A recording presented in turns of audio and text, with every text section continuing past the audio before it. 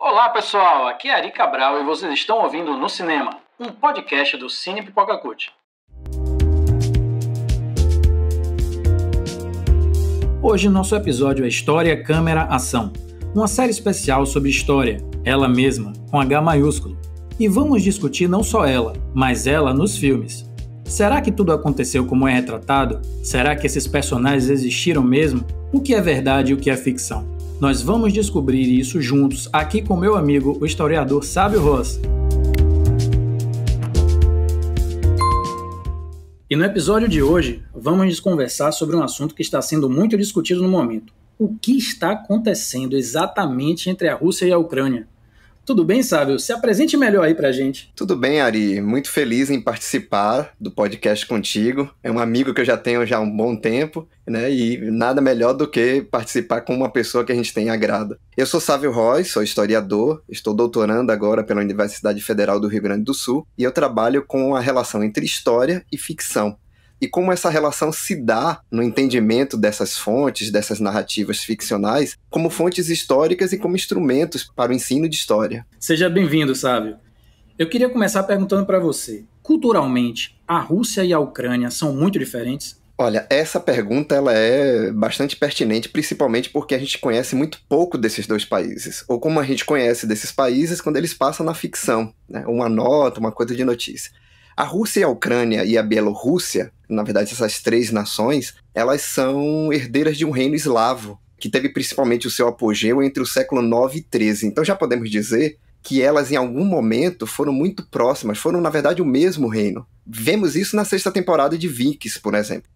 Até apresenta esse mundo, esse universo eslavo de ocupação ali daquela região, mas de uma maneira bem caricata, estereotipada. É uma civilização nórdica, um reino pagão e não cristão, como aparece na série, que na verdade é bem próximo de uma federação de principados, quer dizer, mais ou menos independentes. Nós temos vários principados ali que fazem parte de forma bem direta dessa região e que eles eram unificados nesse reino, nessa federação. Com as invasões mongóis no século XIII, é que essa unidade entrou em declínio e o seu colapso marcou o ponto de afastamento. Então já podemos dizer que Rússia e Ucrânia tinham sim, na sua origem lá eslava, uma aproximação cultural, e a partir do século XIII, com as invasões mongóis, isso vai começando a se modificar. A série até antecipa algumas influências dos asiáticos, ao vestir ou construir os cenários bem orientais, alimentando eles de estereótipos que a gente conhece da região. Né? Bem diferente do que era para a época. Acho que para a época as aparências, o modo de viver era muito próximo entre a Rússia, a Ucrânia e, no caso aqui, a Bielorrússia. O príncipe Oleg, o vidente, ele existiu mesmo? Ele existiu, é um personagem real, né? É óbvio que a série Vikings trata ele com muito mais estereótipo, caricatura ali, que faz parte até da expectativa da própria série, mas esse personagem histórico existiu de fato, ali entre meados dessa ocupação, dessa organização do reino eslavo, esse reino de Rus-Kiev, ou Rússia de Kiev, né? Como a gente poderia traduzir. Então foi ele que criou Kiev como a capital do Império Russo daquela época? Ainda não era o que a gente chama de Império Russo, né? Ainda era esse reino, né? Rus já seria justamente esse reino unificado dessas populações eslavas que teriam, cada uma dessas populações, a sua casta, o seu grupo étnico. Por isso que elas foram bem diversificadas em principados. Mas no século V, esse centro político, esse centro administrativo que a gente vai chamar de Kiev, ele é fundado por esses povos eslavos. E você acha que hoje existe algum tipo de ressentimento assim da Rússia por Kiev ser a capital da Ucrânia? Olha, no Rus-Kiev, os principados conheceram tanto conflito quanto a convivência. Se a gente for parar para pensar nesse contexto do século IX ao XIII, nós temos uma quantidade muito grande de situações que ocorreram. Quer seja antes da invasão mongol, no século XIII, ou mesmo depois disso, o próprio mapa da região sofreu inúmeras alterações. Então a região da Ucrânia foi controlada pela Lituânia, depois pelos poloneses, até pela República das Duas Nações, que era a República Polaco-Lituânia, né? Que inclusive agregava ali no seu território tanto a Bielorrússia quanto a Letônia, lá no século XVII. Então essa existência memorialista sobre o Kiev, ela não é tão forte assim para justificar um conflito ou um ressentimento direto entre as nações. Conflitos entre Polônia e Rússia também atingiram o território ucraniano, né, dividindo sua geografia, por exemplo, entre os séculos 17 e 18. Os impérios russo e austríaco também dividiram essa região, intercalando essa passagem temporal. Então, o ressentimento histórico ele é bastante temperado de conflitos que vão muito além da localização do centro de origem medieval dos herdeiros eslavos. Kiev foi um berço que a Rússia, em alguns momentos, quis tornar trono, por ter ocupado em diversos momentos históricos diferentes, naturalizando, assim, sua possessão. Não à toa, em muitos conflitos que houveram entre Rússia e Ucrânia, essa memória medieval, essa herança unitária, ela é elegida como um símbolo, como uma representação. Mas acho que esse ressentimento ele não é suficiente para justificar conflitos entre esses dois lugares. E você falou assim que a Ucrânia é meio misturada, né, de vários territórios diferentes. Como é a estrutura territorial assim, exatamente da Ucrânia hoje? A Ucrânia fica numa localização estratégica que envolve territórios tanto terrestres quanto costas marítimas. É uma área também de terras produtíveis, então acaba sendo uma espécie de celeiro, é até um apelido que a Ucrânia ganha na região, né, de celeiro do leste europeu. Ela é o meio do caminho entre diversos mundos e em diversas épocas, então ela foi rota das invasões mongóis, ela foi rota de impérios como o Império Otomano, o Império Austríaco e por aí vai. Ela é uma espécie de gargalo terrestre entre as nações europeias do Ocidente e a vastidão russa.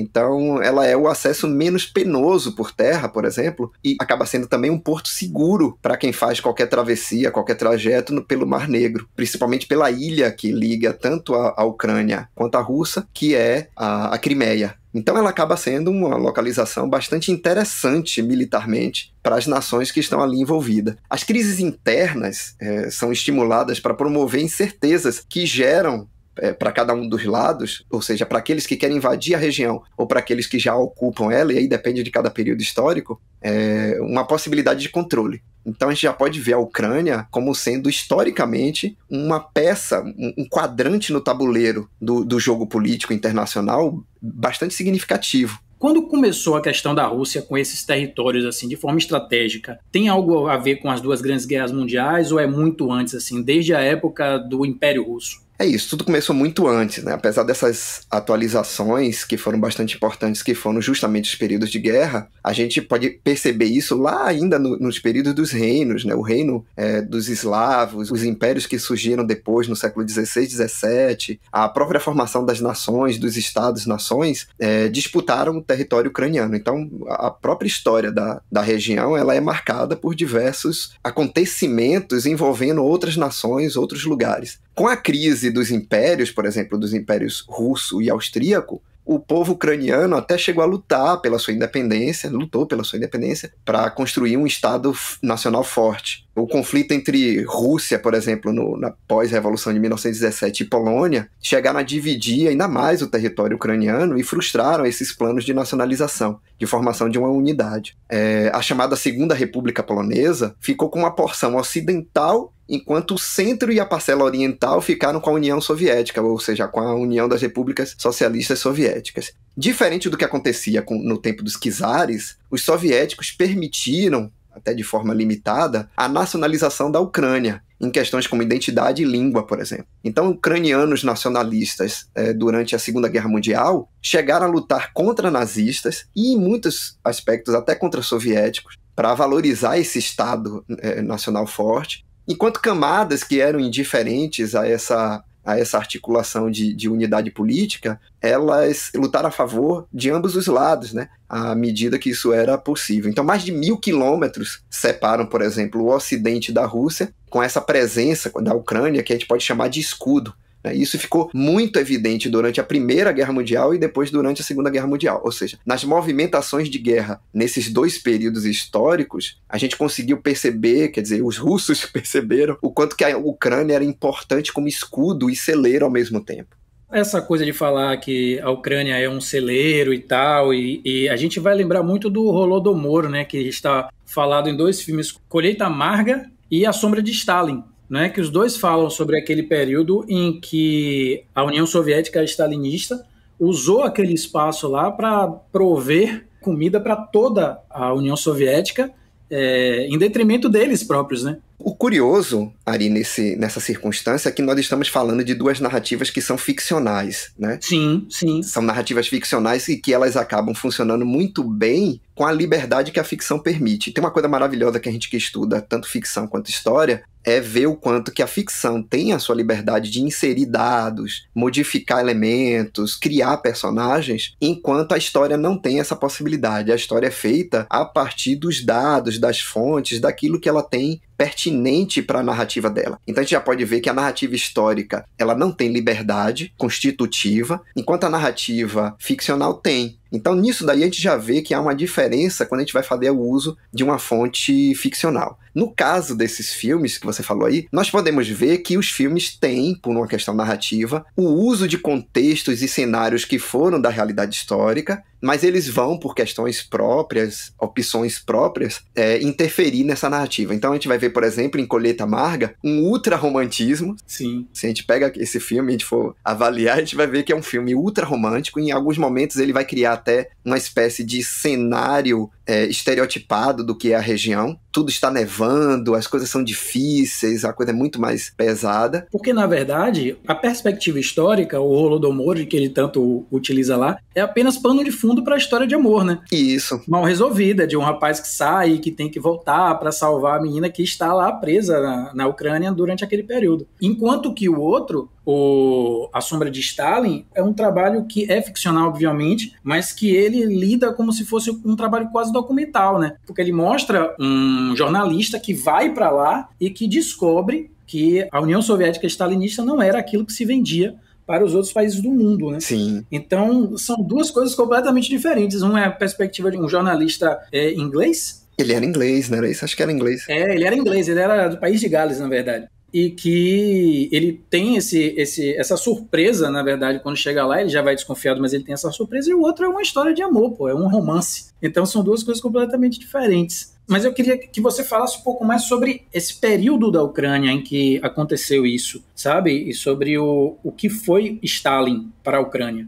Primeiro pensar assim, o país, a Ucrânia, e aí isso aparece nos dois filmes, ele tem uma tradição agrícola bastante forte. Ainda hoje tem uma tradição agrícola bastante forte. Pela sua localidade, geográfica, pela questão climática e por aí vai. Mas é uma nação dependente da energia fornecida pela Rússia, energia oriunda de gás natural. Como a região afunila entre o Mar Negro e o sul do Mar Báltico, ao norte, essa mesma extensão é curta, é um lugarzinho bastante importante para a movimentação de tropas e soldados. Então, além dessa questão de ser, como foi dito, um celeiro, ele é um território estratégico. O que acontece é que, além dessa tradicional economia agrícola, a Ucrânia foi industrializada também durante o período do regime soviético. Com a crise da União Soviética, o país sofreu um declínio econômico, com oscilações exorbitantes de inflações, crises sociais que foram alimentadas por desigualdades diversas. Aí a gente teria cada período um ponto assim, enaltecer. Por exemplo, no leste, na região do Mar Negro, é mais desenvolvido industrialmente e tecnicamente do que o oeste, que é mais empobrecido e explorado, né? Então não tardou para que houvessem conflitos e ruptura. Atingiu o pico de pobreza mais recente entre 2015 e 2016. Porque entre esses dois períodos ocorreu uma quantidade enorme de movimentações sociais. A gente pode falar daquela Euromaidan, que aparece naquele documentário Winters on Fire, Ukraine Fight for Freedom, que entre 2015 e 2016, conflitos que envolviam políticos enfraqueceram a própria unidade do país, colocando a própria população dividida. A gente viu isso não só na Ucrânia, como em outros lugares do mundo. Então, apesar de importante celeiro da região, ele não sobrevive ao frio sem um gás vindo da Rússia, fazendo que essa desigualdade social instigada regionalmente alimente movimentos tanto pró-Rússia quanto movimentos pró-OTAN. Mas aí, como você falou, é bom a gente pensar o que foi essa União Soviética, stalinista, no período, principalmente que houveram desses dois filmes com a fome. Então nós tivemos, em 1917, a chamada Revolução Russa, que inclusive fez a nação abandonar a Primeira Guerra Mundial, ou seja, a Rússia abandona a Primeira Guerra Mundial para resolver os problemas de dentro de casa, liderada por Lenin e depois formada enquanto União das Repúblicas Socialistas Soviéticas em 1924, com a queda do Império. Com a morte de Lenin, ficou uma herança política que foi disputada entre Leon Trotsky, que projetava assim, uma ideia de ampliar e dar continuidade ao plano revolucionário de transformação política e econômica. E o rival deste, né, o rival de Trotsky, era o Joseph Stalin, que tinha uma outra concepção de manutenção da revolução. Ele queria uma coisa mais fechada, a construção de um Estado forte fechado, e que no final se tornou totalitário. Curiosamente, todo esse processo, a Ucrânia estava muito próxima, né? Então nós temos um Stalin que perseguiu, prendeu, expulsou e por fim matou Trotsky, liderando então a União Soviética, nesse regime que a gente vai chamar de stalinismo. Então o stalinismo, ele é esse totalitarismo dentro do governo da União Soviética. Ele não é algo atrelado nem ao comunismo, nem ao socialismo, mas ele é uma adequação totalitária ao sistema de poder. Então nós vamos ver alguns elementos que você vai ver nos dois filmes, né? A gente vai ver militarismo, censura, perseguições políticas e de minorias, deportações de estrangeiros ou de pessoas políticas e, por fim, morte. A gente vê que no filme A Sombra de Stalin, o protagonista, como é o nome dele mesmo? Gareth Jones. Jones, né? Ele vai ser ameaçado por todos esses processos, né? De deportação, de morte. Então nós temos todas as características desse totalitarismo ali. O problema é que a Ucrânia sofreu, durante esse regime stalinista, com a tomada das suas terras pelo Estado, promovendo o empobrecimento das comunidades agrícolas, que aparece nas produções fílmicas. É óbvio que as produções dão uma exagerada. E a gente fica sem saber, no caso da realidade histórica, se a fome que ocorreu na região, por exemplo, ela foi fruto de um planejamento fracassado ou de uma exploração abusiva dos camponeses. A gente não tem como ter essa certeza ainda. Então esse controverso evento, que a gente vai chamar de Holodomor, morte por fome, quer tenha sido projeto de Estado totalitário intencional, e aí nós vemos a figura do Stalin e o genocídio, quer tenha sido descaso da União Soviética com as nações que não faziam parte da sua estrutura central, ou incompetência administrativa. Sim. Então tudo isso garantiu essa quantidade enorme de mortos e marcou uma vala aberta, né, na memória ucraniana, sob o jugo da Rússia de Stalin. Por isso que é bastante interessante de pensar Rússia de Stalin e não União Soviética. Porque o primeiro período sem Stalin da União Soviética, ele tinha uma relação com a Ucrânia muito bom. Foi inclusive o período que recebeu muito bem a independência da Ucrânia. A independência que eu digo, a formação do seu Estado nacional. Esse filme mesmo, Colheita Amarga, ele marca muito a figura de Stalin, né? A Stalin aparece algumas vezes falando que não, vamos apertar, eles conseguem dar mais, tirando cada vez mais comida, mais mantimentos de lá da área da Ucrânia, né? E o que eu acho interessante é que você citou Trotsky, e o filme A Sombra de Stalin, ele começa com um pedaço do texto de A Revolução dos Bichos, né, que é escrito por George Orwell, quer dizer, por Eric Blair, que usava o seu pseudônimo de George Orwell. E a história do livro, A Revolução dos Bichos, é exatamente uma crítica ao regime stalinista e a tudo que ele fez. Inclusive tem o Porco Napoleão, que é uma representação de Stalin, e o Porco Bola de Neve, que é uma representação de Trotsky na história. Tudo sobre uma grande fábula de uma revolução dos bichos dentro de uma fazenda. E o nome do fazendeiro, o dono da fazenda, é Mr. Jones, que é o nome original do filme A Sombra de Stalin, né? Eu achei essa curiosidade bem interessante, assim, de colocar aqui, mas vamos voltar ao assunto. Sim, beleza. Você acredita que a Rússia, ela quer realmente reanexar a Ucrânia ou o problema é outro aí? Olha, como estamos falando de uma região geográfica bastante importante, né? Estamos falando de um quadrante nesse jogo geopolítico, várias modalidades são desejadas pela Rússia. Primeiro fica evidente que é uma região limítrofe à nação russa. E é óbvio que a maioria das nações vai preferir garantir que suas fronteiras estejam interligadas com nações mais antenadas, sintonizadas consigo, né? Quase que é uma resposta natural da situação. Então a expansão da OTAN, ela acaba intensificando ainda mais o desejo dos russos de Putin sobre a região. Principalmente depois que Polônia, Romênia, Letônia e Estônia já estão fazendo parte da organização militar que é a OTAN. Então, o interesse da Rússia, dessa reanexação, né, esse interesse passa por essas camadas. Claro que a Rússia preferia que a Ucrânia fosse sintonizada consigo. Não à toa, depois de 2003, com a ascensão política de Putin, nós vamos ter a interferência dele nas presidências da Ucrânia. Então, a tentativa primeira dele foi esse jogo político presidencial interno da região, e depois o jogo político envolvendo essa historicidade de ocupação da região. Essa ameaça aos russos ficou mais intensa e tensionada pelo Ocidente, o que fez com que Putin, que já tem esse modus operandi, endurecesse sua postura militar e política diante das movimentações do restante do mundo. Então, a Rússia querer reanexar a Ucrânia, essa resposta ela é muito mais ampla, porque caso a Ucrânia não fosse uma nação em conflito com os interesses russos, esse desejo de reanexação ele talvez não acontecesse como a gente imagina. Lembrando aí que tem toda uma história de ressentimento do povo ucraniano com a relação com a Rússia. E uma Rússia enaltecida por Putin. Por isso que eu falei Rússia de Stalin, Rússia de Putin, porque a gente tem que lembrar que essas nações, com a passagem do tempo, elas sofreram transformações na maneira de atuar. E Putin tem, sim, uma espécie de saudosismo de um Estado unitário, forte, que controla as regiões ali do leste europeu, muito próximo do que acontecia no regime de Stalin. E é óbvio que isso alimenta na região da Ucrânia diversos descontentamentos. Então a gente vai, por exemplo, ver naquele filme Donbass, né? A gente vai ver pessoas que vão fazer discursos pró-Rússia, e inclusive de se chamarem como Nova Rússia. Novorússia. Aquilo é muito singular, né? E a gente vai ver ali aqueles discursos contra-fascista. Quando eles pegam um jornalista alemão, eles fazem todo um processo ali de ataque discursivo, quer dizer, não é uma agressão física, mas você vê que é uma agressão verbal contra o alemão, porque tem ainda aquela memória da Alemanha ocupando a região da Ucrânia na Primeira Guerra Mundial, antes mesmo da Ucrânia buscar a sua independência. A independência conquistada depois junto à União Soviética. Então essa parcela da população ucraniana obviamente vai ficar sintonizada com a Rússia.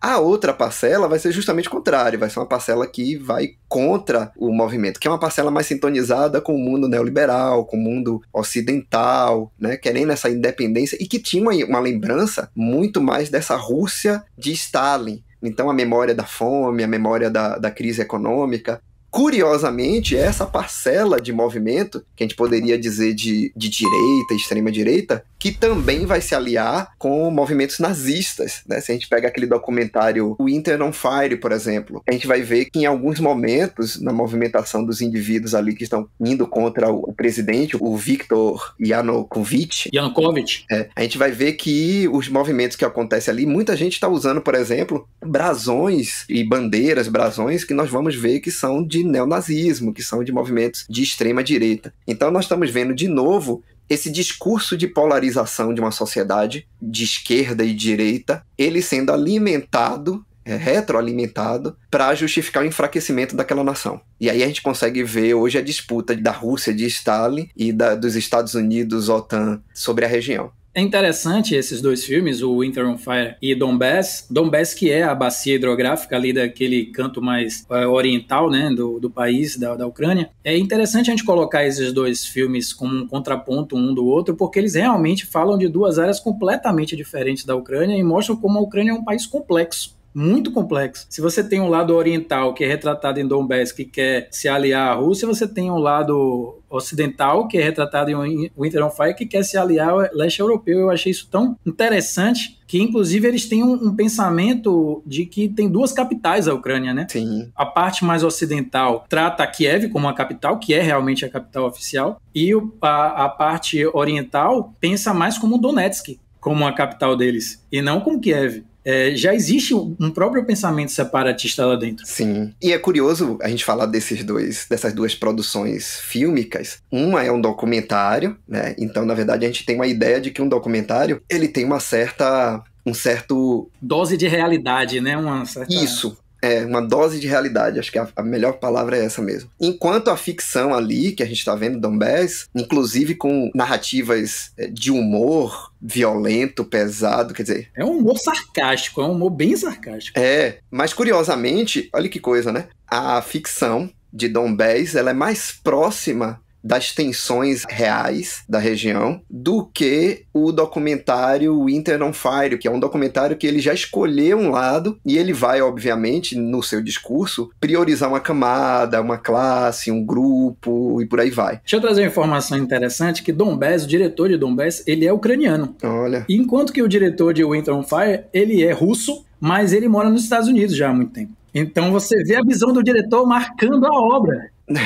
Isso diz bastante, né? Isso diz bastante sobre a obra, entendeu? Ele marca bastante sobre isso. A gente já vê que a Ucrânia é, sem sombra de dúvida, parte fundamental dessa geopolítica mundial no atual momento. Quer dizer, ainda que pareça se tratar de algo muito pontual, e alguém poderia pensar de que começou agora porque a nação ucraniana se aliou à OTAN, como se fosse simplesmente isso, a gente vai ver que há uma longa estrada de conflitos e que ficou acentuada tanto com a ascensão do Putin ao poder na Rússia lá em 2003, 2004, quanto com a nação ucraniana trocando por levante popular o Viktor Yanukovych, né, que era o presidente pró-Rússia e aliado a Putin, pelo outro Viktor, que é o Viktor Yushchenko, né, que é o líder da chamada Revolução Laranja, que ocorreu e ela é apresentada ali no documentário Winter on Fire. Então a gente já está vendo que são heranças diversas de conflitos que tem na região, que foram retroalimentados e chegaram num estado de foco das atenções do mundo agora. Por isso que nós estamos vendo esse conflito que aparentemente parece ser porque a região está indo para a OTAN ou está abandonando a Rússia, mas a gente já vê na ficção e no documentário que há uma longa estrada que ocorreu cada uma desses conflitos que tem a ver com a formação do Estado ucraniano, que tem a ver com a formação da própria política ucraniana e as crises que nós tivemos no mundo pós 2015, 2016, que não foram só na Ucrânia, né? Vários lugares do mundo houveram chamados movimentalismos, né, sociais contra estados mais neoliberais, autoritários. Essas tensões da independência que sempre aconteceram na Ucrânia, elas acontecem também na Estônia, na Letônia, na Lituânia, nos países vizinhos ali que participam da mesma área, mais ou menos? Sim, esses países iniciaram os seus processos de independências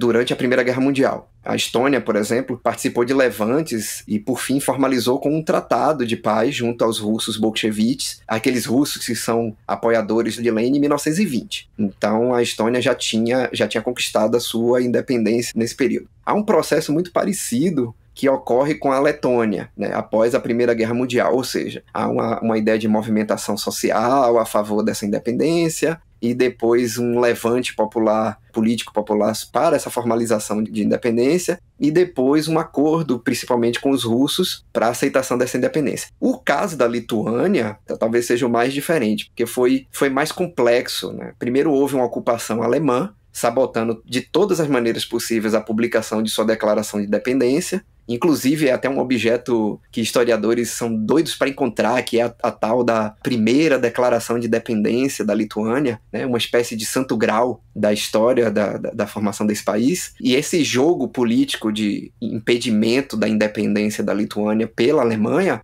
ele durou até 1940, já sob o regime de Stalin. Então, a Alemanha deixa de ocupar a região da Lituânia e impedindo a sua unidade política, vem o regime de Stalin e também impede a unidade política. Então a gente já vê que a Lituânia passou por uma questão de movimento próprio, né, bastante diferente. Só pôde, de fato, a Lituânia desfrutar de sua independência em 1990, quando ocorreu a queda, né, do regime stalinista socialista.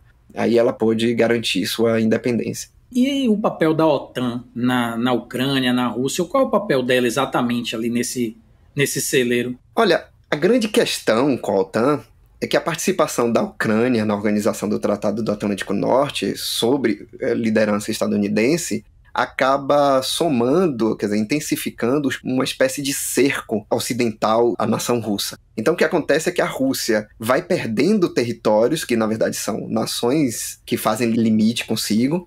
O que poderia ser apenas uma agremiação de uma nação a uma organização militar, ela se torna, na verdade, uma ameaça política e militar aos russos, né? Então, com a Ucrânia pendendo para o lado estadunidense, a Rússia se vê cercada de rivais, sejam rivais declarados ou futuramente possíveis.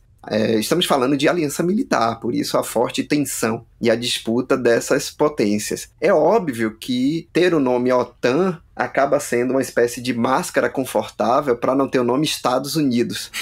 Então, sim, acaba que a OTAN funciona dessa maneira. Ela é uma festa fantasia em que todos acreditam de que é uma organização com certa independência e não se trata disso. Porém, a resposta russa, né, é bastante radical, né, diante dessa investidura da Ucrânia na OTAN. Então, na verdade, o ataque da Rússia é uma defesa. Também, né? É uma defesa. Na verdade, é parte do controle que a Rússia tinha na região, controle dessas nações, principalmente pelo gás natural, né? Essas regiões têm essa dependência. É uma região muito fria. O gás natural que é normalmente usado para aquecer as cidades, as populações ali. Então, esse controle começa a se fragilizar quando você tem as nações se afastando dessa Rússia e se aproximando do Ocidente estadunidense e OTAN, né? Então, o poder da Rússia na região atrapalha os interesses das nações do Oeste, alinhadas com o projeto estadunidense, e por conta disso a OTAN é o clubinho,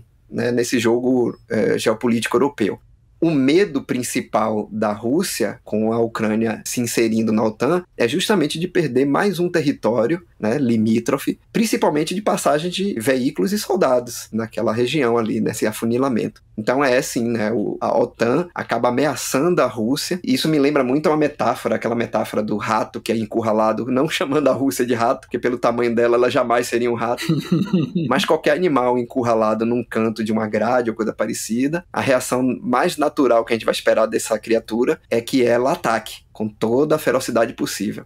E é justamente o que tem ocorrido. E os outros países assim, França, Alemanha, Portugal, Espanha, você acha de que forma eles podem ou devem ou poderiam interferir nessa questão? Olha, apesar de, quando a gente estuda história política, a gente compreender forças que estão envolvidas e os caminhos que são escolhidos por nações, é muito complexo a gente fazer uma espécie de previsão muito segura das ações e do futuro. Nós temos nações que estão ali de interesses diversos, por exemplo, quando a Rússia declara duas regiões, que são regiões de separatistas, elas como independentes, isso ameaça diversas nações do Ocidente e até nações do Oriente, que também têm seus movimentos separatistas. Então, se você tem um movimento separatista que ganha uma vitória junto a uma nação que é uma potência, é óbvio que todas as outras nações ficam preocupadas se seus próprios estados unitários sofram essas fragmentações e independências. A primeira coisa a se pensar é o quanto que isso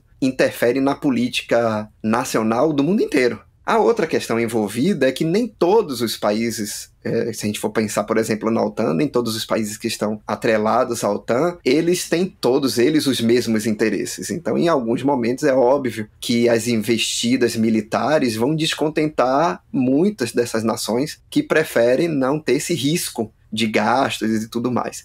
Talvez o que a gente possa pensar nessa relação entre outros países individualmente na disputa é que temos os Estados Unidos persistentes em interferir na política europeia, e isso fica evidente tanto nas tentativas lá Bush e tudo, quanto nas de agora, e a OTAN acaba sendo esse instrumento mais visível para relações comerciais. Por outro lado, a Rússia de Putin vem recrudescendo sua postura de Estado com forte militarização e aquela política externa mais agressiva que a gente já conhece dos últimos anos, principalmente sob a liderança do Putin. Então, além do fato do Putin ter a frustração de não ter conseguido poder sobre o Kiev com interferência política, com relações com o presidente afinado com o Putin, se desde a era Bush a Ucrânia virou interesse da OTAN, né, a gente lembra disso desde aquele período, com a nação pendendo para a União Europeia, principalmente desde 2010, e aí aquele documentário é maravilhoso porque ele mostra o discurso popular ali sendo guiado contra o presidente e a favor da participação da Ucrânia na União Europeia, Putin viu todas as suas manobras fracassarem, quer dizer, aquela tentativa dele de cortar o gás em 2006, é engraçado, né, de chamar de cortar o gás, né, porque fica parecendo uma milícia que fornece gás para aquela região, o pessoal não apoia ele corta o gás. Mas risos à parte, né, ele tentou cortar o gás, depois ele foi interferido por essa onda movimentalista, que é muito curioso, tem uma autora, a gente conhece mais ela pelos livros que ela trata de gênero e sexualidade, que é a Judith Butler. Ela é uma pensadora que geralmente está atrelada aos estudos de gênero e tudo mais. Mas ela tem um livro fantástico chamado Corpos em Aliança e a Política das Ruas, que fala justamente de diversos movimentalismos, quer dizer, pessoas que estão indo às ruas reivindicar direitos, transformações políticas e por aí vai, né, no mundo inteiro. E na Ucrânia é o que acaba acontecendo a desfavor de Putin, né? Então, acaba com que ele depois faça a anexação da Crimeia e promova essa quantidade imensa de embargos à Ucrânia, né? Esse filme Winter on Fire mesmo, eu fiquei bastante impressionado, porque ele começa como um movimento de estudantes, né? O presidente chama as forças especiais e desce porrada em todo mundo na rua, e de repente os pais daqueles estudantes vão pra rua para dizer, peraí, cara, não é assim não. E a coisa vai tomando uma forma e um tamanho, uma dimensão que acaba, não vou contar qual é o final da história, mas é história, né? Porque é um documentário, é história, está em qualquer lugar por aí. Não dá spoiler. Mas o final não tem mais como segurar aquilo ali. Não tem mais como segurar do jeito que cresceu. A gente teve algo muito parecido aqui, né? Se a gente for parar pra pensar em 2013, 2014, a gente teve aqueles movimentos Passe Livre. Sim. Que eram movimentos de estudantes para mudar uma estrutura que já está tida como defasada, que é a do transporte público nos estados brasileiros, né, nos municípios. E depois, esse movimento que começou como um movimento específico de uma decisão política, ele vai ganhando outras pessoas participando ali. Por isso que a gente teve nesse movimento diversas outras figuras que participaram e depois se elegeram politicamente, porque justamente esse movimentalismo ele tem essa característica de ser algo que as pessoas vão à rua sem uma liderança, sem uma ideia partidária, e depois outros grupos se aproveitam desse movimento para levantar outras pautas. Sim. A gente viu isso acontecer aqui no Brasil, mas a gente pode fazer esse exercício comparativo com a Ucrânia, de ver que lá também aconteceu algo muito parecido com isso. Quer dizer, esse descontentamento com a não participação da Ucrânia na União Europeia faz com que parte dessa população acabe abraçando outros discursos. Sim. Mais sintonizados, por exemplo, com a extrema-direita e por aí vai. Então esse movimentalismo não foi algo específico da Ucrânia, que ocorreu no mundo inteiro. Mas é óbvio que na Ucrânia, especificamente, ele tem a ver com a jogada política de Putin, de ocupar a região, e com os interesses, né, estadunidenses, junto com a OTAN e com outros países do Ocidente, sobre o poderio russo. Isso fica bastante evidente. Acho que em todas as produções fílmicas que a gente elegeu, escolheu aqui, acho que fica bastante evidente isso em todos. Claro, alguns com mais romantismo, né, com os exageros. Com certeza. E outros mais ou menos realistas, né. Uma coisa que a gente pode ver em todas as produções é que aquilo ali é um barril de pólvora histórico e que não vai se resolver tão fácil. Vamos ter ainda bastante coisas acontecendo na região, e essa região dificilmente, quer seja qual for o resultado desse processo de conflito que nós estamos assistindo agora, essa região dificilmente ela vai se tornar algo apático, indesejado por nações maiores. Então, o que a gente está assistindo é só mais um capítulo dessa história real, dessa história Sim. factual que nós temos da região ali do leste europeu. Eu queria agradecer muito aqui ao meu amigo, o historiador Sávio Ross, que trouxe todas essas explicações pra gente. Sávio, valeuzaço, valeuzaço. Tem mais alguma coisa para falar, Sávio? Não, só agradecer, fico muito contente em participar de debates assim, e ainda mais debates tão interessantes para a contemporaneidade, né? As coisas que estão acontecendo agora, faz parte da nossa história, e trazer esse debate com obras fílmicas, para as pessoas terem duas coisas. Primeiro, mais interesse em conhecer a ficção que trata dessas circunstâncias reais e históricas, mas não fazer isso com inocência, ou seja, pensar o quanto que a gente pode extrair dessas ficções debates possíveis junto com uma crítica histórica, uma crítica pública, social. Então eu fico muito contente em participar deste podcast. Brigadão. Espero participar de outros. Com certeza, sabe? Eu acho que foi você mesmo que falou, onde a história se cala, as fake news crescem, né, não? Exatamente, então a gente tem que evitar que onde a história não estiver falando com as pessoas, essas fake news, essas ficções políticas não artísticas, né? Porque a ficção artística é maravilhosa, mas a ficção política não artística é uma coisa horrorosa e pode nos atrapalhar mais do que nos ajudar e evitar problemas. Então é um convite sempre, né? A gente fazer uma análise dessas coisas em um ambiente público, sair um pouquinho da sala de aula, sair um pouquinho daqueles antros fechados dos historiadores falando para si mesmos. Com certeza, e você está sempre convidado a participar aqui com a gente, viu? Só lembrando que no programa de hoje, para entender Rússia versus Ucrânia, os filmes e séries citados aqui foram a 6ª temporada de Vikings, A Sombra de Stalin, Colheita Amarga, Winter on Fire, Ukraine's Fight for Freedom e Donbass. Mas não se preocupe em anotar enquanto eu falo, porque vai estar tudo na descrição do podcast. Fiquem ligados no podcast No Cinema, um podcast do Cine Pipoca Cult produzido em parceria com a Súbito. Vamos ainda analisar aqui personagens, livros e conversar com diretores de cinema brasileiros. Assine o No Cinema, ative as notificações e acompanhe a gente no Instagram, @cinepipocacult ou no site cinepipocacult.com.br. Até mais!